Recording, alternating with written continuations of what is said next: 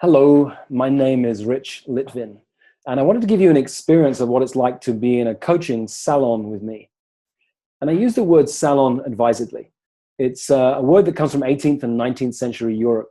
No, 16th, 17th, 18th century Europe. It was back in the days when usually very powerful women who were not able to work and have a job wanted to create a community of extraordinary people they could spend time with. So a salon was used to describe an event where philosophers, poets, politicians, thinkers of their day, scientists would get together. An amazing group of people would get together and share ideas and insights and challenge each other's thinking. And for over 7 years now, I've run various versions of a coaching salon. I get a small group of people together and we spend time on a journey. I coach them. I challenge their thinking. And over time, they begin to coach one another and challenge each other's thinking. And I wanted to make that real because I can talk about the idea of it and the concept of it. And I've got 5 members of my current salons right now who said, I'll play, I'll join in, I'll dive deep with you. And so rather than talking any longer, guys, thank you for joining me. Let's play. So if you know anything about the way that I like to play, I often start with a very similar question week after week when we're in conversation, because it still takes someone into the creation of a really powerful future, even if we've been working together for months. Hi, Haley. Good morning. Hello, hello. So let me ask you, what would make this an extraordinary conversation for you? What would you love to create as a result of us speaking together?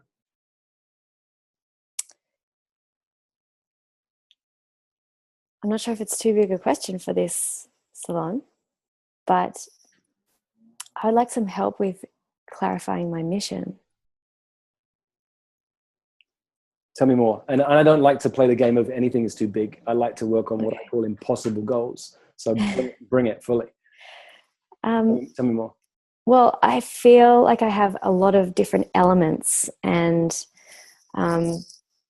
sometimes when I hear other people's missions, I go, oh, that's really big. And then other people's are really simple and fulfilling. And I feel like I'm in this, in a space where I don't know which way I want to go with my mission, but I know that would really help moving myself forward.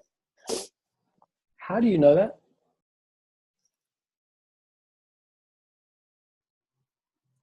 That's a good question. I mean, what happens if you create a great mission as a result of this call, but it's the wrong mission and you don't know it? Well, that's true as well.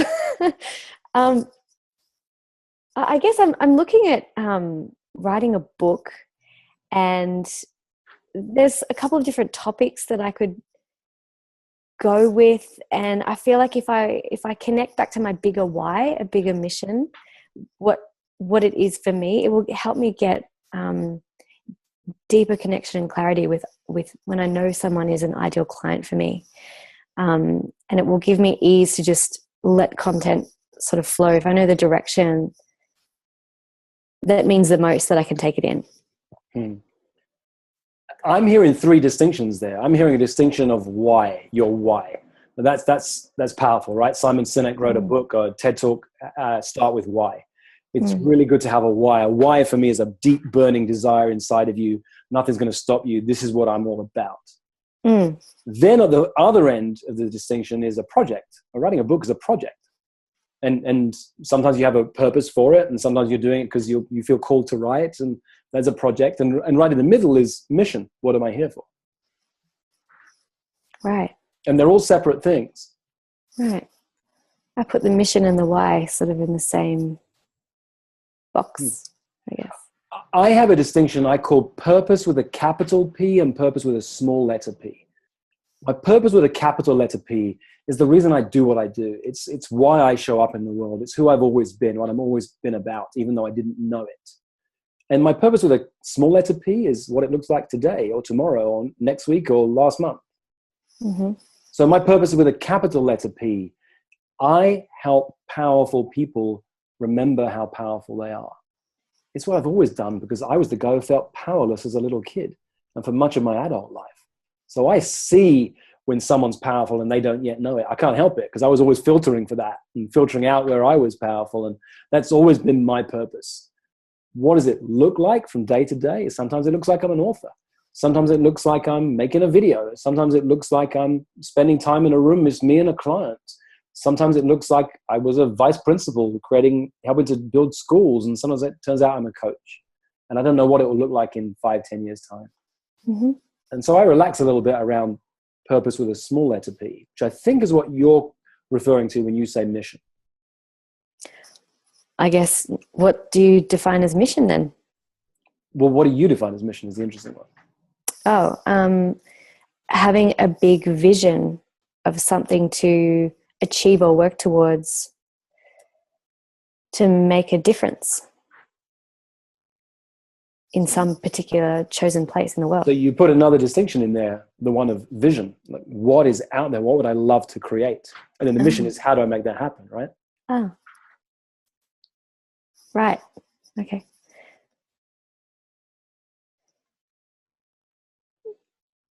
That helps because yeah,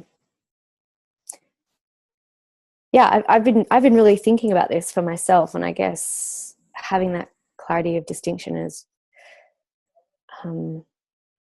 it helps me clarify how to think about it. Well, I know that I can't probably come up with something. It will evolve and it will show itself to me, I guess. But knowing how to think about it helps. Well, you can come up with something. You can just make something up. Yeah. And how to think about it is more powerful. What we're doing now in distinguishing these different elements, from your why to your vision to the mission that will take you there to the projects that you might have along the way, there's power in having those distinctions. Yeah. And then you get to decide, oh, you know what? Actually, I want to have a powerful vision right now and a mission to take me there. Or, you know what? I've got a project. I want to write a book. I don't care what it turns into. I want to write a book, and this is the purpose for this small project. It might turn into a big project, but it's different to mission and vision. Yeah. So I want to leave you in this space of right now where you've had these insights, and the power of coaching isn't always to go down deeper and deeper until you get the right answer. It's often like this moment right now, where we can see like Haley's mind is beginning to spin a little bit because she actually wants to think about, well, now I've got those distinctions, what do I do with it? I want to take you off the hot seat. Yeah. Okay, thanks. I'll come back to you. Cool. Hi, Ryan.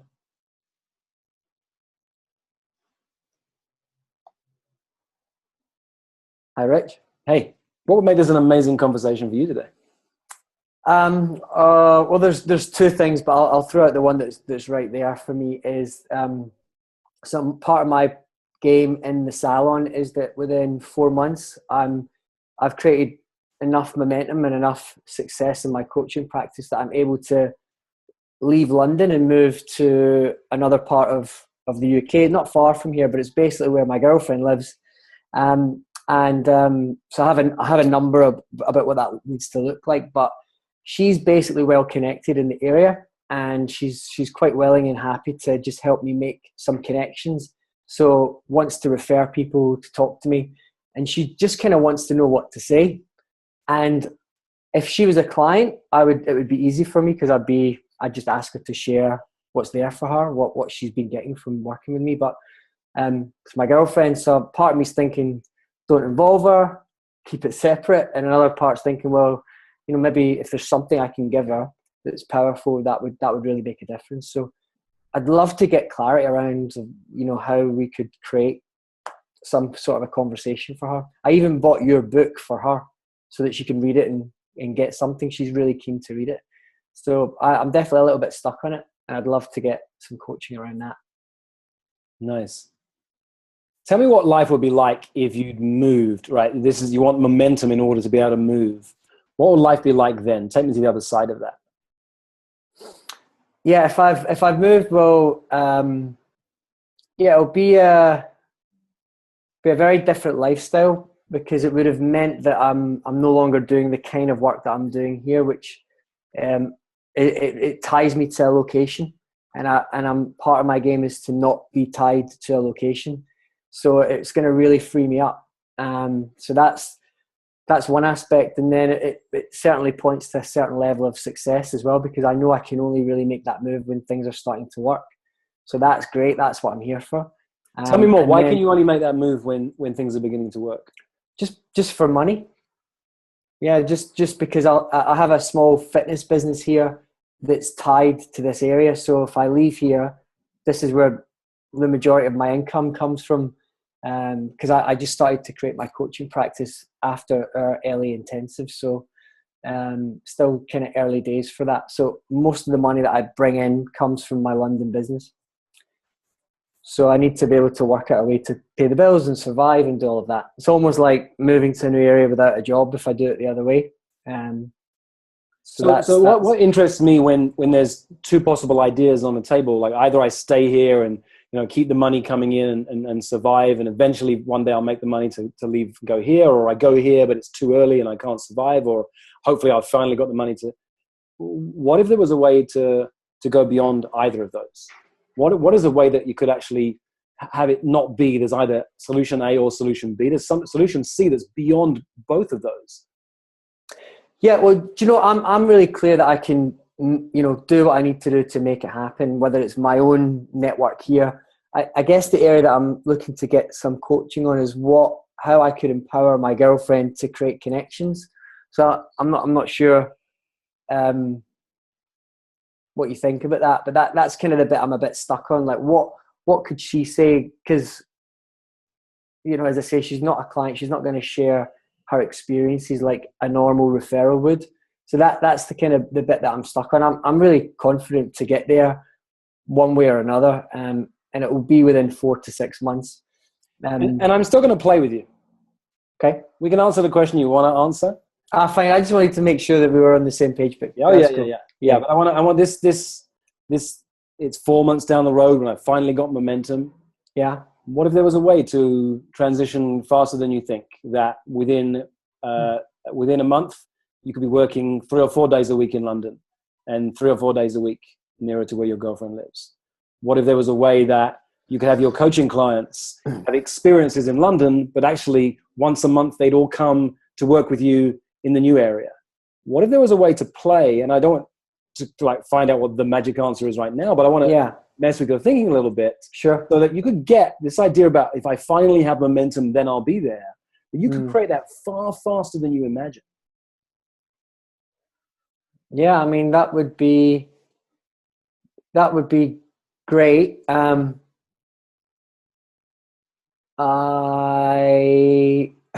part of this is quite a new relationship, so I think 4 months is kind of okay. That's great. It's good to distinguish, right? I was wondering, what's the hesitation? Yeah. It'll be, as much as we want it to be sooner. Yeah, 4 months would be great. About perfect. Yeah.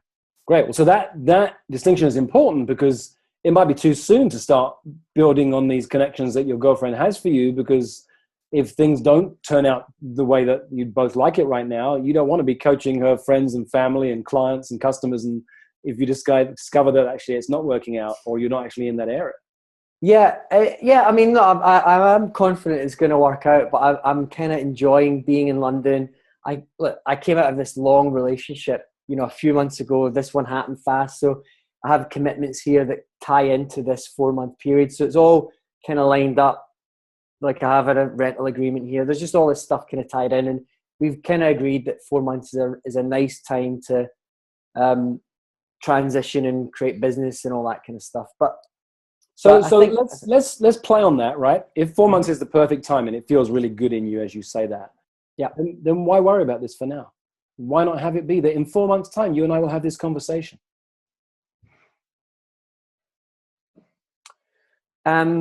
Okay, because I guess I want to start, the idea, the vision is that I start to have clients there. No, I mean, I have no idea how long it would take, but my game is to have 5 clients in that area within the next 4 months. So if for that to happen, I guess I see that I need to start creating the connections now, starting to have the conversations now. So Well, Yeah, my business plan for over a decade, my business plan has been one line: meet fun and interesting people.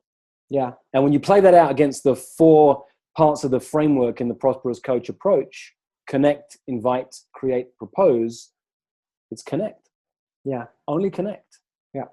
So I might, in your position, find ways to go and visit for the weekend, go out for dinner with people, meet interesting people, just see what begins to happen as you connect with people. Yeah. What rather than have conversations and try and create referrals, basically. Well, look, there's 2 ways to do it. The way I describe it when I'm asking people to make referrals, I want someone to have an experience of me.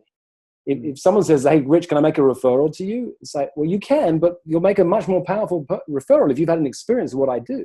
Would you like to have an experience of that? Yeah. You could. It's a little bit complicated when it's your partner, but you could say, "Look, let's block out a 2-hour window at which I could give you an experience of what I do." But we have to create a really tight agreement around this if we want to have a great relationship. That I am not ever allowed to coach you outside of that window of time. Yeah. The worst thing I ever do in my relationship when I slip into coach my partner. You could do that. Or you could say, that opens a door. It's too much of a slippery slope. I'm not going down that one. And I'll just simply build connections. And then she could just genuinely, as a partner who loves you, say, "Hey, Fred, my partner does what you're talking about. I think he's amazing, but of course I'm biased. I'm his girlfriend. But this is why I tell you how he builds his business.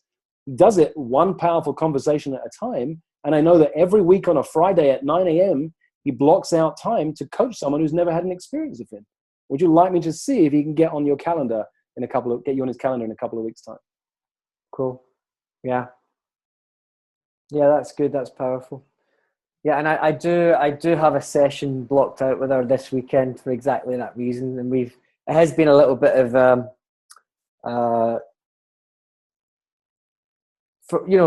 there's the whole coaching thing. It's not been very clear if it was a good idea, but we're going to try it. But I like what you said about just making sure that it's a really tight agreement around this is when it would happen and it doesn't happen any other time.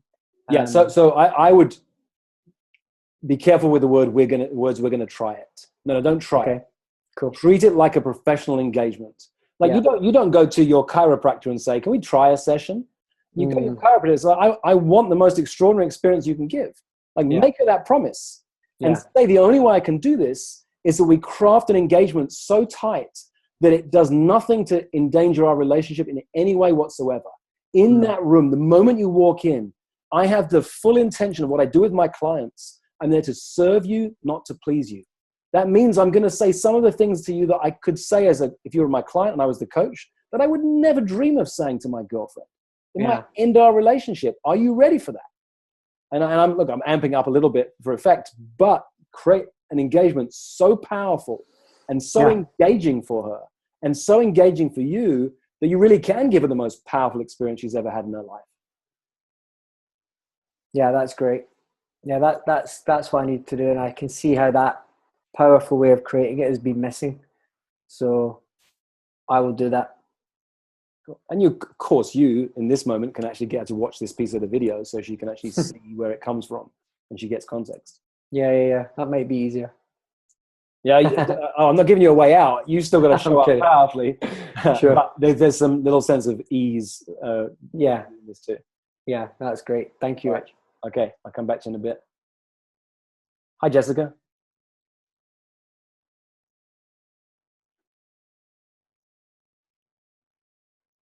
Hi, can you hear me? I can now. Yeah, perfect. Hey. How are you? Give me an insight you've had from the 2 sessions I've had so far. Is there something that struck you? In Haley's, I love the distinctions that you made with the vision, the mission, the why, and the purpose. Because I struggle in that territory too. I say my purpose is that I'm here to make the world a better place. And I know I live that, but I do get lost in kind of the expansiveness of that and want to bring that in and have a little bit more clarity for myself as well in that conversation, because it's about that focus, that channeling allows me to move forward. And I live in this big space. I have all these possibilities, and and it creates chaos, and it prevents me from moving forward. So that was an interesting conversation for me. And I love the piece between the two of you and Ryan about looking at just reframing it and seeing what other possibilities exist within that context, and also coaching your partner, which I'm very guilty of. I've only learned that one through experience. Yeah. Beautiful. How can I serve you today? What would make this an amazing conversation for you? I think for this conversation today, what's big for me that's coming up right now is I just signed up for a conscious leadership conference in California in 2 weeks. Nice. So it'll actually be right in the middle of our next call. And it's edgy for me to do this. One, because of it's an invitation only, and it's through somebody I know that opened the door for me to come. Two, it's investing. I keep putting it under the umbrella investing in my future and my business and my career. And I'm so excited. Like, my heart started to race when this possibility came up. And it's about bringing values to organizations and corporations, and same kind of work we do on a one-on-one level, but it's taking a look at it from an organizational level and a global level. And these people are the leaders, the thought leaders in this territory. So it's a big, for me, I see it as a big game, and I'm stepping into it. Let me ask you a question. Because when you say these people, it implies, oh, I'm over here and then there's people over there.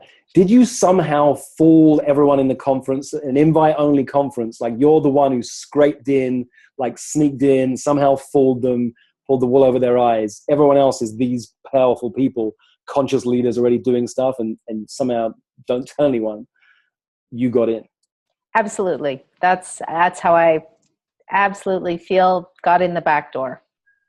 Good. So that's the mindset that I have, like, it's a consistent mindset, but that I, for whatever reason, see myself as less than, not equal to. So that's something that is a theme in my life.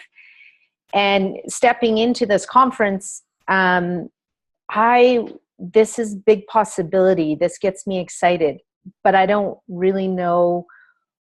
I don't have a mission or a purpose in being there other than just being there. And I really want to leverage this and play full out there. And I don't know what that is. I just know that I really want to be there, but I don't know. I don't have clarity around if I'm in conversation with somebody, when I have a purpose in that conversation, it takes you somewhere. Just to show up and say, oh, I'm here. I don't want to lose the opportunity. Mm-hmm. How unclear was that? Well, I have some clarity on this side. Here's what I'm hearing, that you have a way of showing up in the world that has you be less than, feel like you secretly snuck in wherever you are, that you don't deserve to be here somehow. And I know that one myself. Like, I know that feeling of, like, who am I? Those are the words that run around my head. Who am I? I get it. Yeah, that's been a big piece of who I am my whole life. Yep. So yeah, me too. And I'm aware of it, so I see it, but it's still really strong. It has a lot of power. Well, you might not like what I'm about to say. I hope you continue to have that feeling for the rest of your life. Mm. Do you understand why I say that? No, maybe you can share. You've been invited to the Conscious Leadership Conference. My sense from the way you described it, this is a group of really powerful people up to something really important. I'm going to hazard a guess. They didn't somehow screw up and let you sneak in through the door. And I know a little bit about who you are in the world. I know that you're a powerful woman. I'm imagining they see that. That's why you got in. And I hope you continue to be the person at places. The way I put it is, if you're the most interesting person in the room, you're in the wrong room. Like, I want you to continue to have this experience, because your experiences are only going to grow over time. You can't help that, right? So the next event you go to, I want you to still have that feeling. I want you walking into the next event going, oh, now I'm the interesting one. Now those guys are going to be intimidated by me. That means you're dropping the bar. You got to keep pushing the bar. Keep going to places where you feel like you shouldn't be there. Actually, it's your internal compass that you're in the right place. I sat down go ahead. No, I just like looking at it that way. Thank you. Go ahead. I sat down for dinner 2 nights ago with a man who's just sold his second company for $250 million. That blows my mind. But we sat and had a conversation like two buddies. I'm in awe of what he creates out in the world externally, but there was no difference between us.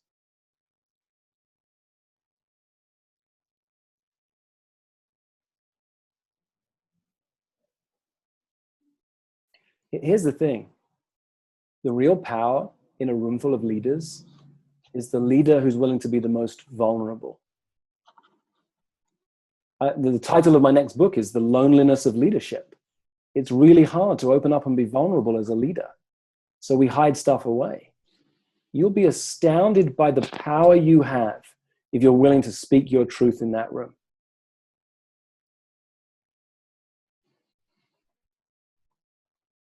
I would hazard a guess that 7 or 8 times out of 10, if you said to people, why are you here?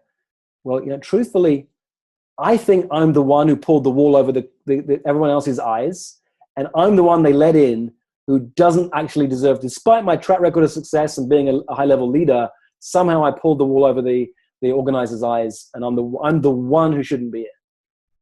I'd be surprised if 7 or 8 times out of 10, you didn't get someone saying, oh my God, I thought it was only me.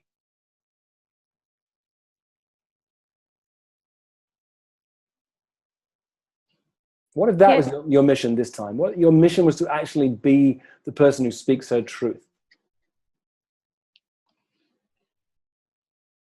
I'm good with speaking my truth and being vulnerable. I just want to be clear instead of, I get stuck in the what do you do or what's your background, and I get lost in that space. When I get to show up as me and in that authentic, as you said with that last gentleman, this conversation here, that's natural territory for me. I can play there. I'm really comfortable in that. And I really, that's not as vulnerable for me as being vulnerable in what do you do and what's your background. So can I tell you a secret? Mm-hmm. You don't need to answer the questions they ask you. Okay. What do? You can say, well, you know what? That question bores the shit out of me. I'm going to tell you in 10 seconds what I do. What's more interesting to me is to tell you what excites me right now. Right now, what excites me, I literally said these words the other day. I said, right now, what excites me is I'm raising a 3-year-old and a 5-year-old, and I'm writing my second book. I literally said those words. And nobody said, okay, all right, I get that, but that's boring. I want to know, what do you actually do? Nobody says that because nobody gives a shit. Everyone's bored with that question. Everybody wants something more interesting. Here's an alternative I've said recently. What do you do? Well, what I do is what I believe. And what I believe is that leadership is lonely. That people want to be super successful. When they get there, no one's told them what it's going to be like, and they struggle. And it starts a really interesting conversation. What I do is what I believe. So you don't have to answer the question they ask you when they ask that boring question of what do I do? What do you do? Because they want to know, oh, you're a life coach. Oh, you're an author. Oh, you do this. You don't have to answer that question. And I appreciate that reframing, because when I go to conversations and ask people, instead of saying, what do you do? My question is, what inspires you? That's what I want to know, is what inspires you. So it's the same thing, but I haven't been able to see that on myself. So thank you. Well, I'm curious. What inspires you, Jessica? So you get there ahead of me, Mark. What inspires me? My kids inspire me. learning inspires me. Being in this conversation inspires me. Going to this conference and being in conversation with people who want to make the world a better place excites me to no end. And being in conversation with people who in their organizations, I spend so much time working in nonprofits and seeing the power of the work and the passion that these people have to make a difference in other people's lives, that inspires me. So seeing it in the container of the corporate world outside of the nonprofit world and bringing that value system over into the corporate world would be extraordinary, because that's where we can see profound change in our world. Boom. That's what you do. Speak to that. And it won't be perfect. It'll be messy and you can say it different ways every time. And that's fine, because it's just as messy and certainly a hell of a lot more boring by answering the real question that they asked you. That's the background you have in understanding the corporate world and the nonprofit world and the benefits of each, and how when you put them together, there's something created that's more powerful than the sum of the two of them. There's something extraordinary in there. And you have particular insights and a background in both. Speak to that. And then maybe for a future conversation, not here, but that nail that you just hit, that's a place I'd love to play and figure out how to position and monetize that. Because I don't quite know what that is and how to turn that into something I can do. But that's for another conversation. Why? Why are you taking yourself off the hot seat? Because I see two other people who are sitting in this room with us who... But I promise you, and this is how I work in a salon, so I'm modeling it right now, that when I'm coaching you, everyone else is being coached. You shared amazing insights you got from Haley and Ryan being coached, and I don't know if they got the same insights as you did. So I promise you, everyone else is being coached right now. They're not hearing your story, they're hearing their story through your story. Okay. And you guys know when someone wants to take themselves off the hot seat, I just have this reactionary mechanism. Oh no, I'm going to keep on a bit longer. So,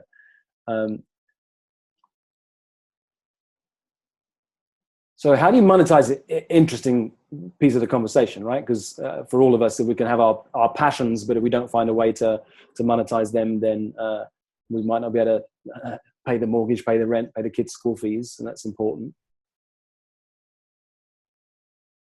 I think it's really powerful. It sounded like it landed in a powerful way when I said it just now.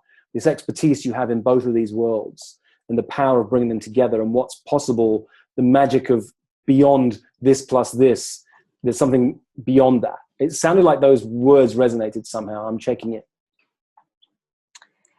Yeah, I guess what I see in the nonprofit world is these organizations struggle on a daily basis. They are just trying to get money from anywhere they can to keep the doors open and serve the people that they're intended on serving. And then you have this excess in terms of the for-profit sector that isn't always connected with passion, purpose, and values. So you see that as a new conversation in organizations. And if you could just give these nonprofits a little infusion of oxygen, financial ability to get out of the stress and the fight or flight, then their ability to be creative and create partnerships and synergies and efficiencies and serve even more people is better.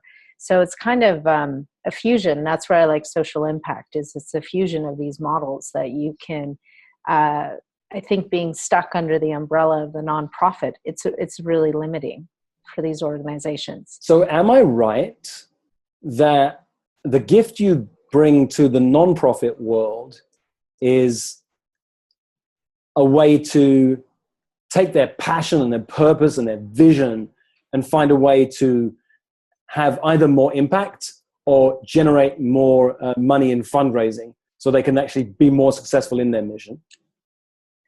Well, see, fundraising, my whole body goes with fundraising versus creating sustainability and a social impact model that generates income.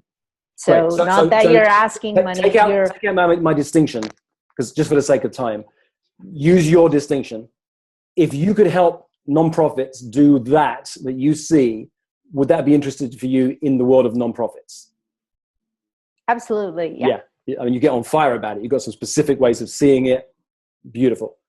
Mm-hmm. And am I right that in the for-profit world, if you could help them take everything they understand about how to create sustainability, build a business that generates a profit and into the future, and bring a sense of purpose and passion and vision and mission in there, that they would be even more successful? Absolutely.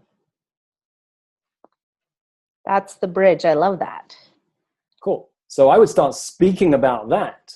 And let's be frank, in the short term at least, the money you can generate, the clients you can generate, they're going to give you, they're going to pay you, are going to be in that for-profit world. You can get clients in the nonprofit world. There are some who have coaches and are interested in that kind of work and leadership trainings and so on. It's a little bit harder. There may be a way that you begin initially. This is the distinction I have between a cash flow project and a sexy project. A sexy project, the difference you want to make in that nonprofit world, it's a sexy project, but you got to create, you want to keep the lifestyle that you need, pay whatever the kids' school fees or vacation or the rent, the mortgage. It may be that in the for-profit world, there are some clients that you can bring these distinctions of mission and purpose and vision that are going to have such an impact on their bottom line. They've got no qualms at all about paying you, because that's what they do. And that will give you the time, the energy, the freedom, the money to start putting some of it back into this other world. And that's kind of my dream, if I could earn zillions of dollars, then you could build a foundation that would have huge social impact, or tap into other foundations that are already doing amazing work. So thank you. Do you want to raise zillions of dollars to create your own foundation, or would you be happy to support someone else's foundation? My experience is that if you can align yourself with people who are already doing good work and augment that, that's better and more efficient and more impactful than creating something completely separate.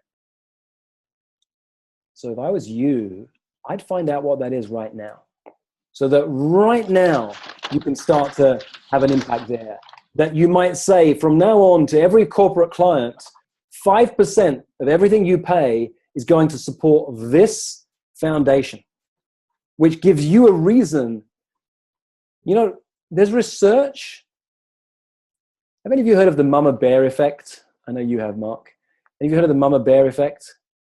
We were talking about this in 4PC recently. It's a generalization, but women often find it hard to negotiate, except when they're negotiating on behalf of somebody else. It's the mama bear effect. I've seen what happens to my wife if it looks like there's anything or any person about to create any sense of danger for my children. That mama bear comes out and would kill.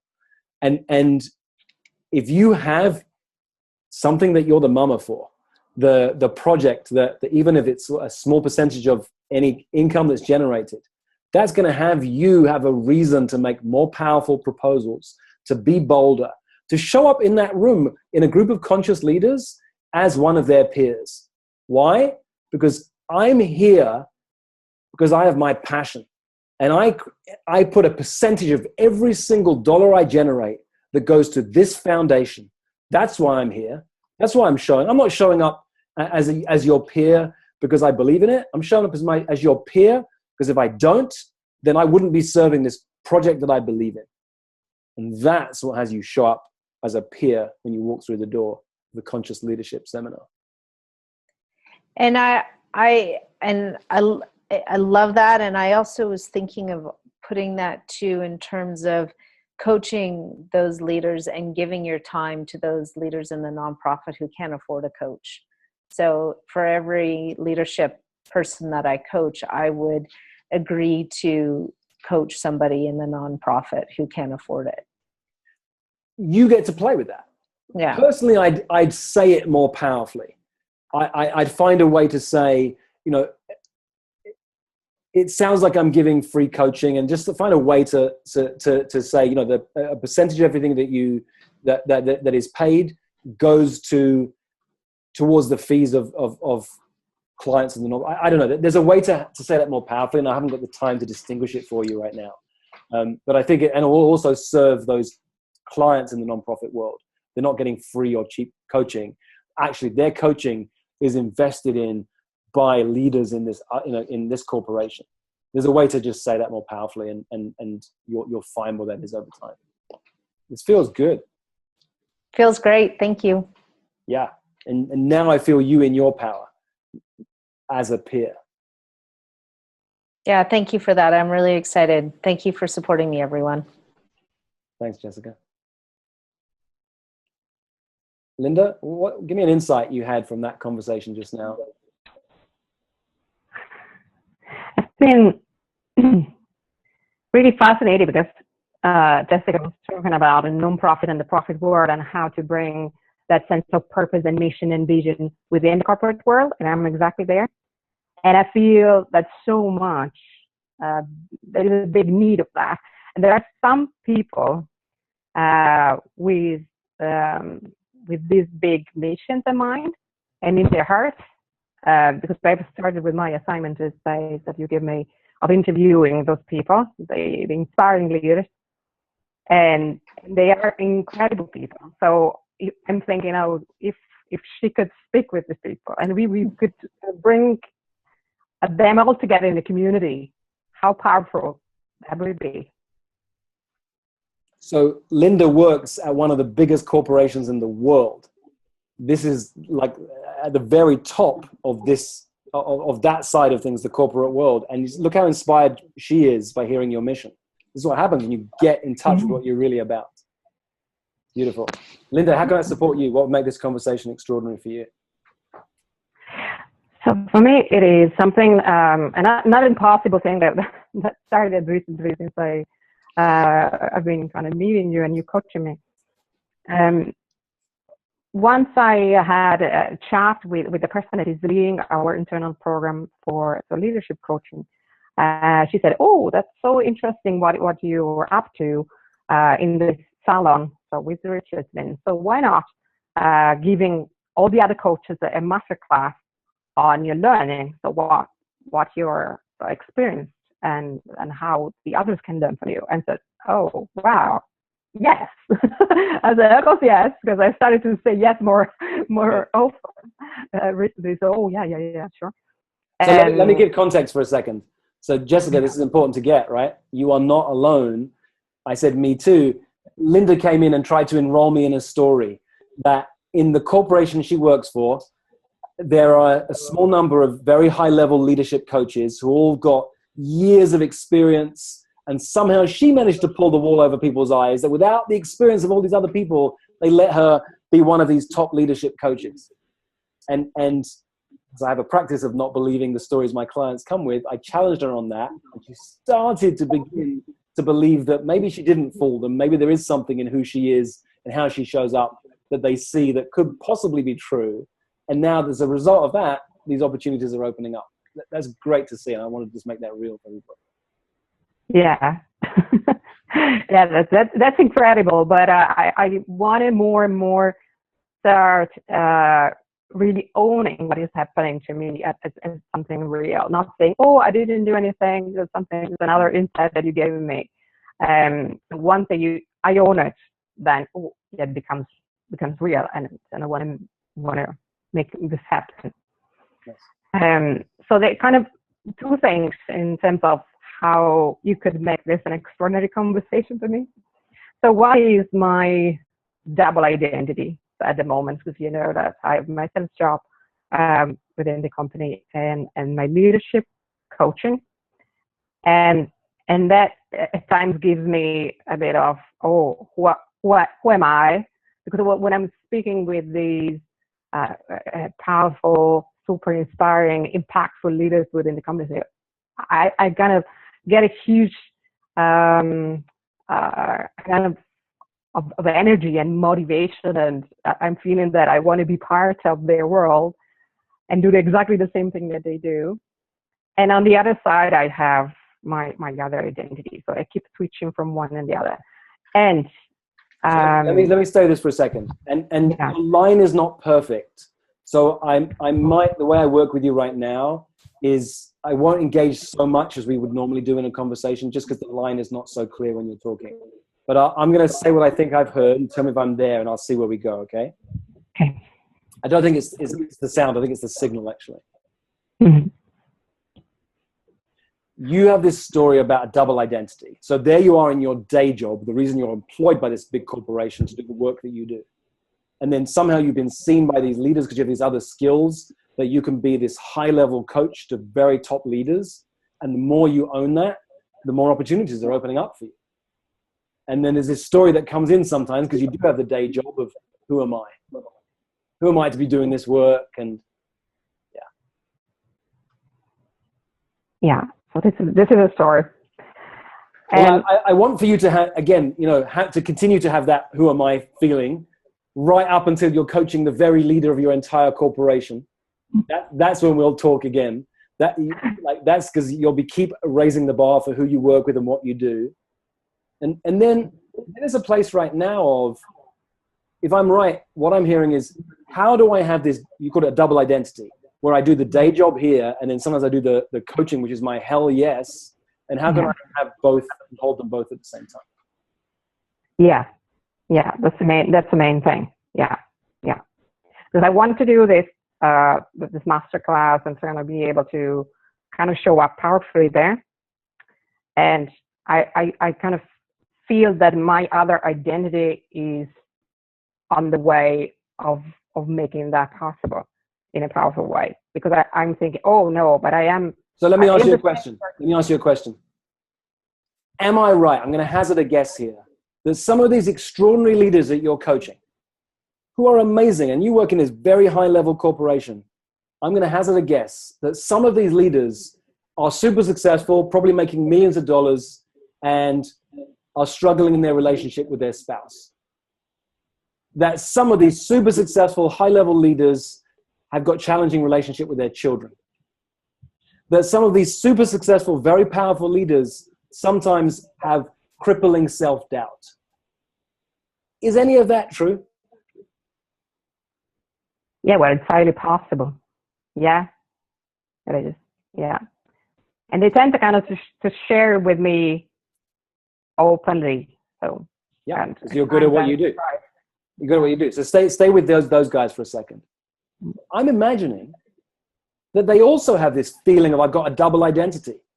Here I am, I'm this powerful person in the room, leading hundreds, if not thousands of people, making millions of dollars, having a big impact. And then I go home and I can't hold down a damn relationship. I say this thing to my wife and she gets mad with me and I storm out, or I'm super successful in this field, but I don't know how to date a woman. Or I'm making this big impact in the world, but my kids hate me and I don't know how to interact with my children. They also, just like you, have a feeling of having a double identity. Is that true? Yeah. Yeah. Good. Then I don't want to mess with this double identity of yours, because it means you understand it. Yeah. That's something it's useful for me at this stage. Even in terms of energy, kind of brings me up and down. But it's not any different, as you said, from other people. Yeah. So that's an insight. Yeah. And what I'm doing right now, and it's really fun to do, is when you ever have a client who shows up with a belief they don't like and something about themselves in particular, to actually make it right. Because they've already made it wrong. She's made it wrong in her mind. If I try and agree with her and try and get rid of that belief, that is one way you can do it. There are ways to do that. You make it right and show her what a gift it is, that she has this double identity. Now Linda can relax and get a different relationship with this double identity. At some point, it will have gone. Or she'll use it when she needs it. When that high-level leader is sharing very intimately and deeply about their relationship or whatever it is, she can say, yeah, I get it. I understand. I have that too. Mine looks different to yours, but it feels the same on the inside. Thank you, Linda. Thank you. Hey, Mark, give us an insight you've had so far from anything we've talked about today. So when Jessica was struggling of how to walk into a room and talk about what she does for a living. Yeah, it just reminded me of me and every other conversation I've had with every other coach is how do we talk about what we do without sounding like everybody else? And the moment we said, forget what you do, who are you, what excites you, I had tears in my eyes because it just lit up and it flowed into what she does and what she's going to be doing. And it makes a natural way to make a living. Same thing with Linda. And then I was curious what Ryan, we're talking about with Ryan, how do we get clients for Ryan in this small little town or whatever? And I never found out who is Ryan looking for? What does Ryan do? What is his magic? And I'm curious about that, and I'll find that out at another time, but I'm really curious. Plus the fact that I used to have all my clients in this room. Now I only have one client come in this room and everybody else is all around the world. He's in London, you're in California, we're all over the place. Can live anywhere. Nice. Yeah, good insight.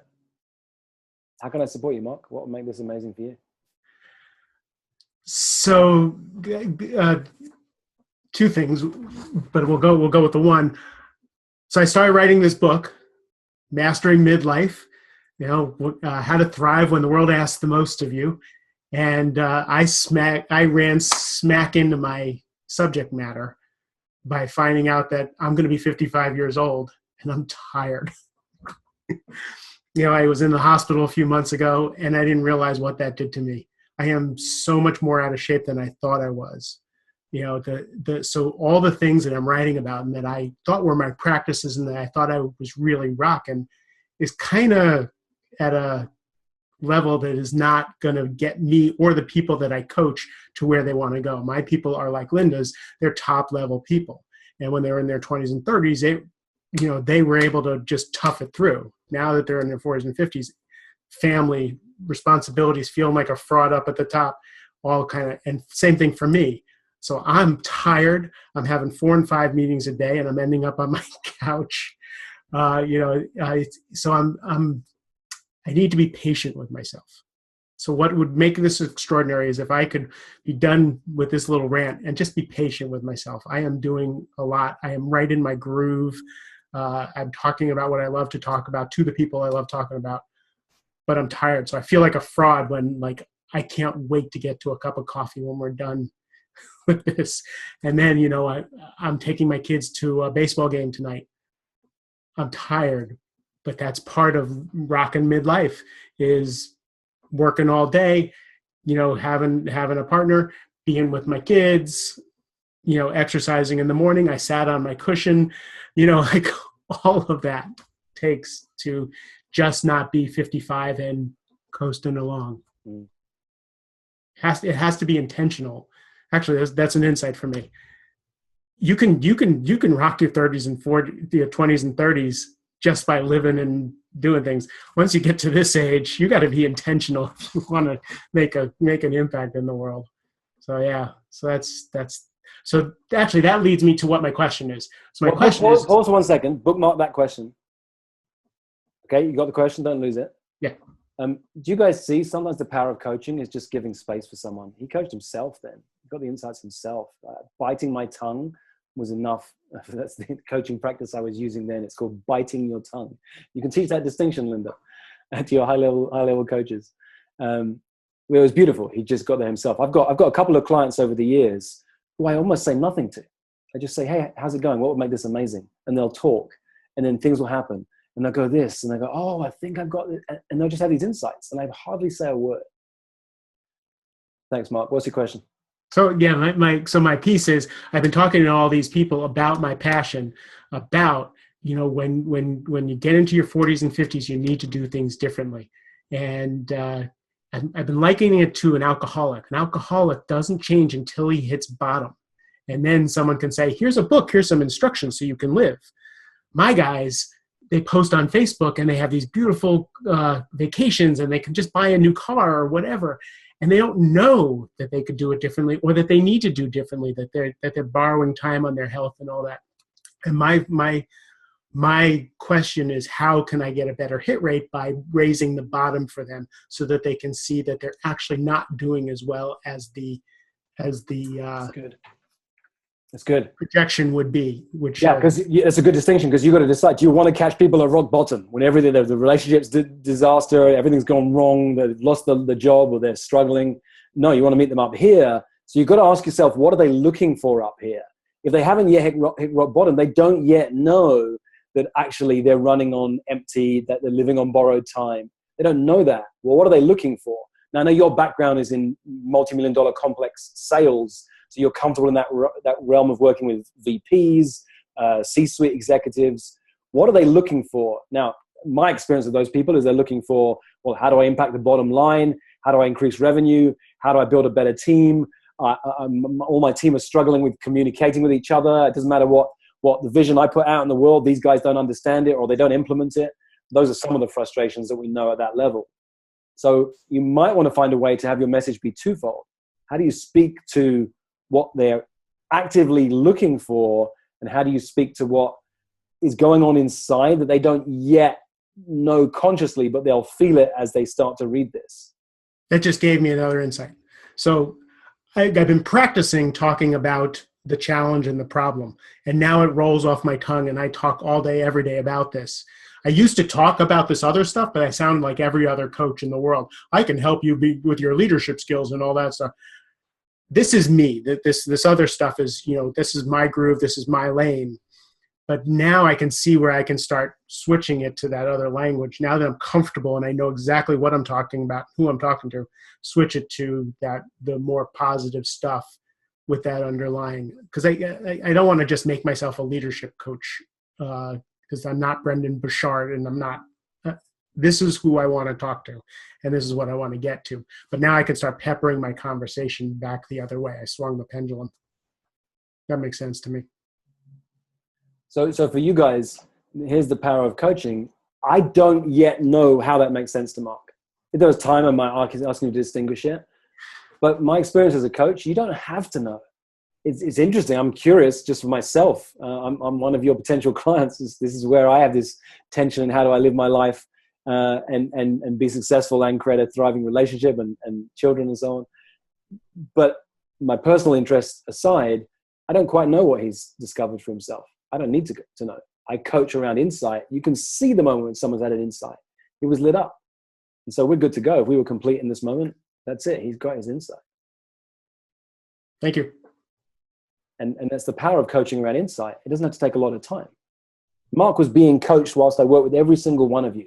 He was listening to you, playing out every aspect of what you were talking about. Sometimes he would have been listening directly because that was the same scenario he goes through. Sometimes he'd hear you being coached around this issue and he's changing it in his mind to, oh, well, that's related to this thing I'm going through. And he's applying those insights there. And then that's where we get to here, where his insight comes. And it was partly from the questions I asked in that moment. It was also through every other question I asked throughout the conversation. Thanks for playing, Mark. Thank you. Haley, what have you got? Where are you? I left you a little bit, took you off the hot seat. I wanted you to simmer. Where are you in this moment? Oh, I'm still a little confused. I got so much out of listening to everyone else, in particular, Linda, when you were talking about what your story is and how that belief actually makes you connect with more people. I think I just need to go away and do some thinking about, and it was the same with Jessica. Like it's in there. I just got to get it out. And I've been sitting on this for a long time, and I've let it stop me. And I don't want to let it stop me anymore. But when there's so many directions I feel like I can go. If it didn't stop you, if it no longer stopped you, what would you have that you don't already have?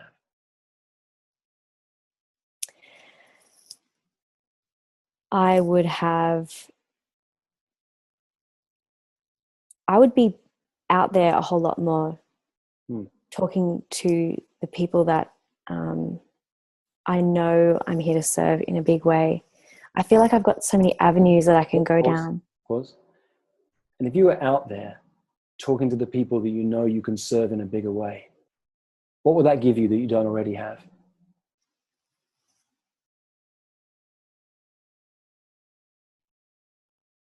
I want to say purpose. And if you had a sense of purpose, what would that give you that you don't already have, Haley?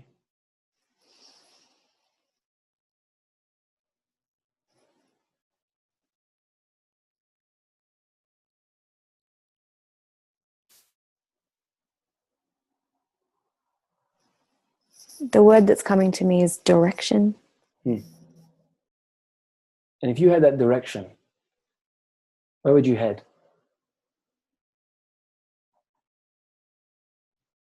My brain's so fried. I don't know.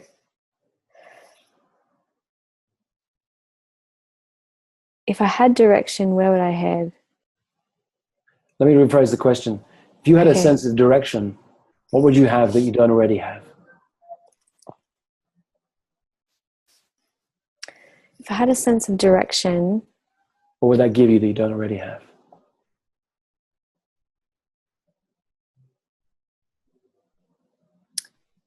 it would give me, much like Jessica, like a way of speaking my belief, my passion into the room. So pause there for a second. I took a risk just now, guys. I was asking that question to take it deeper and deeper, and I got to the direction question, and something inside of me said, it wasn't conscious, but I felt it, so I went with the question. It was like, oh, I wonder if she'll know the direction if I just ask her. And I asked, and it wasn't there. So I went back to the original question. I'm just diving deeper and deeper. And that's, if you're not attached as a coach to the question you asked, it doesn't matter. It didn't land. We went back in a different direction. I just didn't know. It could have been that moment she went, oh, I know my direction. It wasn't there. But here's what I get about you, Haley. You're one of the most powerful women I know. And I don't say that to make you feel good. I know you have a track record as an athlete in the world of martial arts. You've won how many world championships? 9. You're one of the most powerful people I know. So if right now the mission you have is to serve people who are incredibly powerful and have somehow lost touch with how powerful they are, how would that feel to you? That feels really good. Something just twigged in my stomach just then. I was playing with that last week, talking to a couple of women who don't realize how powerful they are. And it felt really, really good because I could see it myself. And then I realized that I had been denying my own power for a number of years now, almost putting my past achievements into a box and going, part of it was from being humble as a martial artist. You're not supposed to talk about your achievements outside the dojo, like just that's it. And I don't know why the other part of me did that. It was kind of like, it's just, no, don't talk about that. It will make people uncomfortable. Well, it will. Yeah. It will. And throughout most of human history, if you stood out in the world, you died. Unless you were willing to stand out enough that you could become the king or the queen, if you stood out, you died. It was not any of your ancestors throughout perpetuity, from beginning of time, any of your ancestors who stood out, their genes were not passed on to their offspring because they were killed or thrown out of the tribe, in which case they died. You're only here because you're the lineage, as are every one of us, of a bunch of really, really fearful people. And it's 2017. And for probably one of the first times in human history, we have a chance to break that lineage of fear with our ancestors. We love our ancestors. If they weren't here, we wouldn't be here, right? And we're at the spearhead of evolution. You have an opportunity now for every woman who comes ahead of you to show them that story, that it's not, that you need to be humble, that it's not okay to share who you really are, that it's not okay to own your power.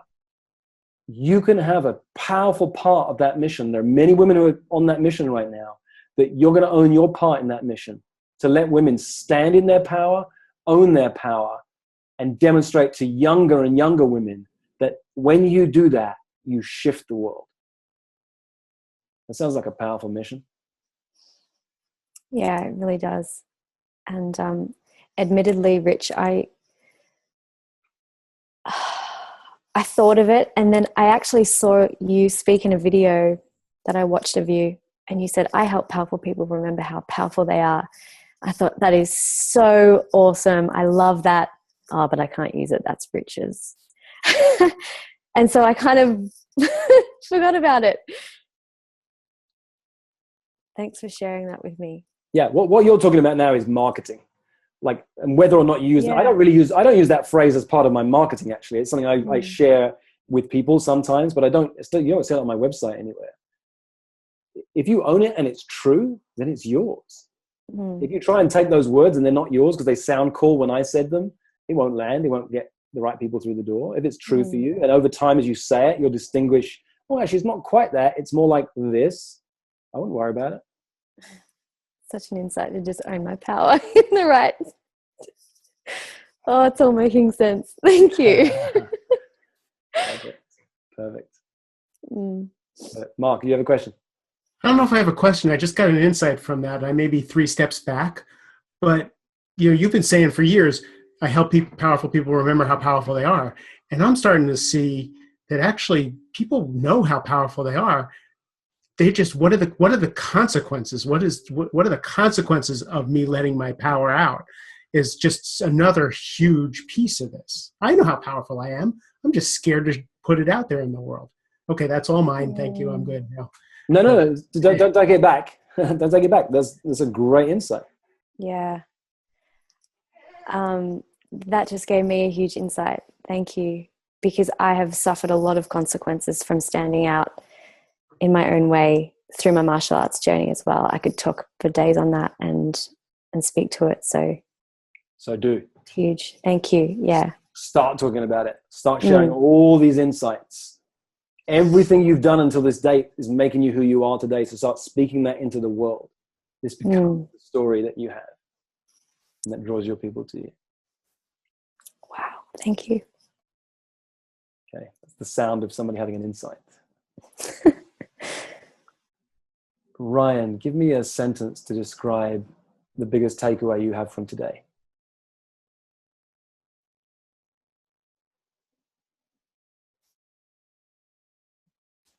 Sentence would be, I have a lot of clarity around speaking to people about what I do. It's one of the things I got from many different conversations.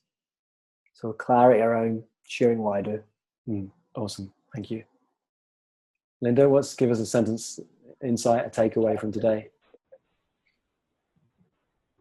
It's about ownership, and not just about myself, but I mean owning who you really are and bring it to the world. Nice. Yeah. I'm smiling because I can't wait to see what happens as you begin to own that more and more. Jessica, give me a sentence to take away for you today.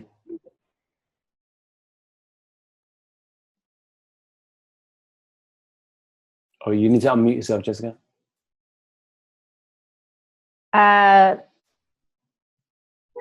First part is a feeling, and it's just like I found that comfortable chair and my body is just going, I don't know what it looks like. I don't know what's going to come of it. And I love the way Haley spoke of speaking myself into a room. And that was a good reminder. And everywhere I go, this conference is just one thing, but it's giving myself permission to speak myself into the room, and the rest will follow. Beautiful. Thank you. Mark, what's your takeaway? Insight? I'm just buzzing. I just can't believe there's a competing commitment to letting out the power. I know this, but oh my God, I need to sit with this after we get off this call. With your coffee, of course. Yeah. Haley, what's your take us home? What's your takeaway? Oh, I've just been giggling the whole time. Well, yeah, I'm buzzing as well. And I feel like I finally connected with the elephant in the room after years, and I can play with that. So thank you. Beautiful. Awesome. Thank you, guys. Thank you for playing with me. I wanted to model the power of what happens when you put a group of people in a room and you work with them. And it doesn't matter, Jessica, I felt that. Get me off the hot seat. I want to give other people an opportunity. The power, sometimes I'll spend an entire conversation working with one person, and I trust and I know from experience everyone else is getting value. And sometimes we get a chance to work with everyone. I love you guys. I admire you guys. I'm very glad I'm on this journey with you. Thank you very much for playing with me. Thank you, Rich. Thank you, everybody. Thank you. Thanks, everyone. Bye. Thank you.